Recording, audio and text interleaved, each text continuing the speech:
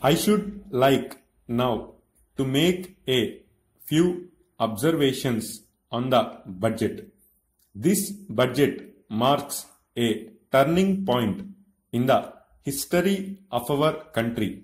It is no use attempting, as some of my friends have done, either to deprecate the budget very strongly or to suggest that we are not witnessing a new revolution in our methods of fiscal training and technique.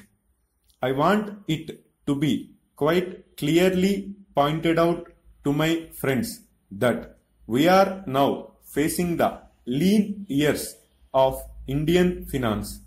Hitherto, we had revenue surpluses which were a form of public saving and which were meant to be utilized for capital development.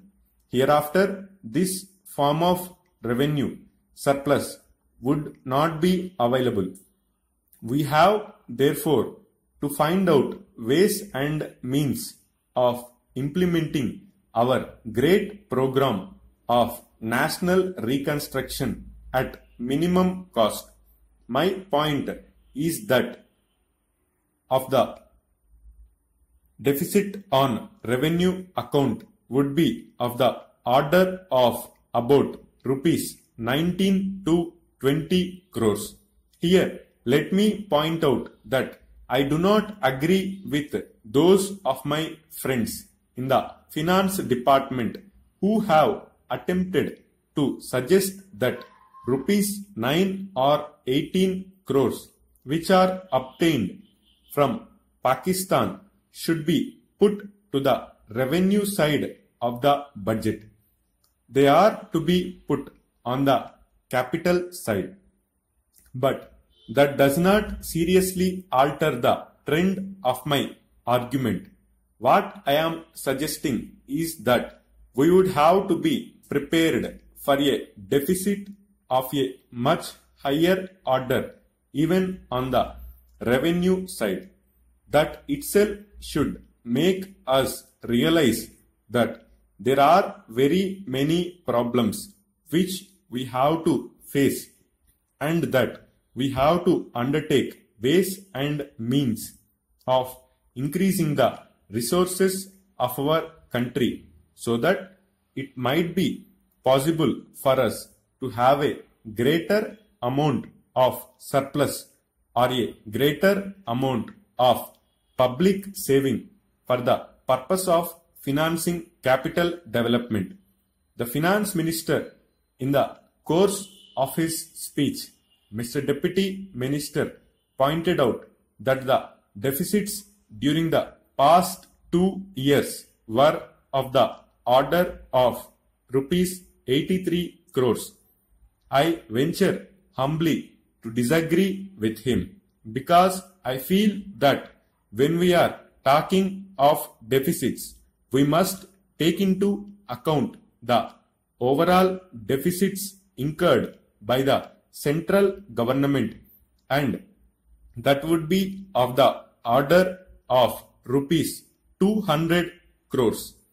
During the years of relatively light expenditure, we had a shortfall of about 200 crores. Undoubtedly, now when we are going to have a very great amount of expenditure, we might have a greater amount of deficit, and we would have to find out ways and means of trying to meet our capital expenditure. Some members have pointed out that deficit financing is good.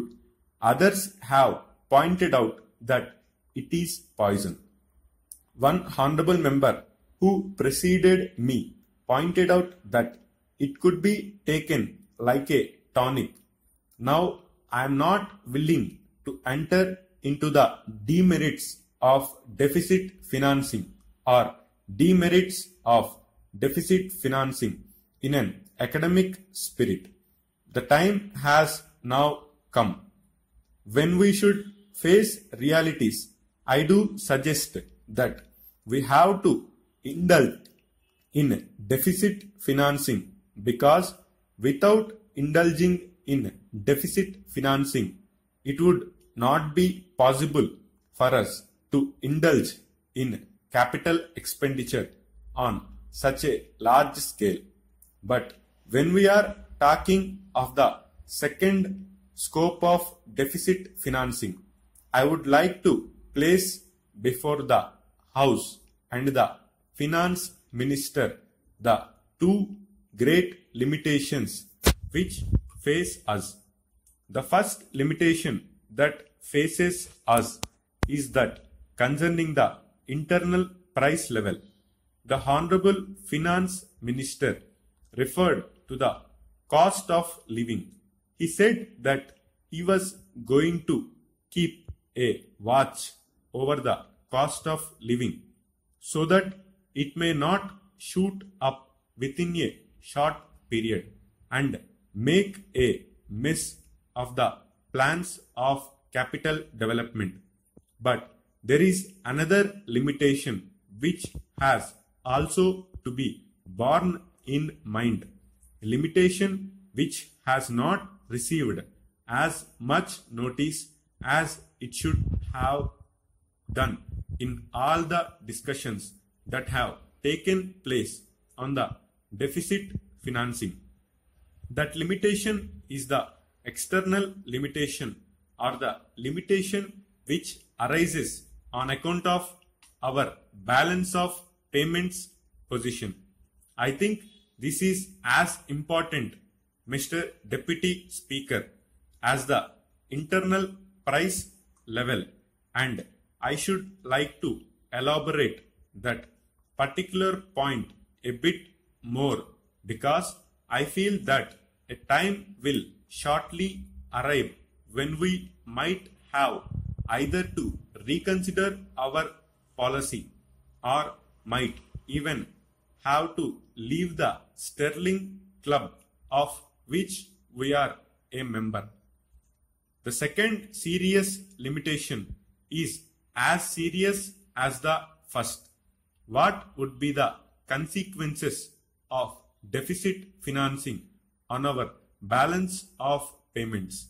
The Finance Minister in his budget speech points out that so far as the balance of payments position is concerned, they have now, whether it is by accident or design, a favorable balance, and they have contributed about rupees 63 crores to the dollar pool during the past 6 months.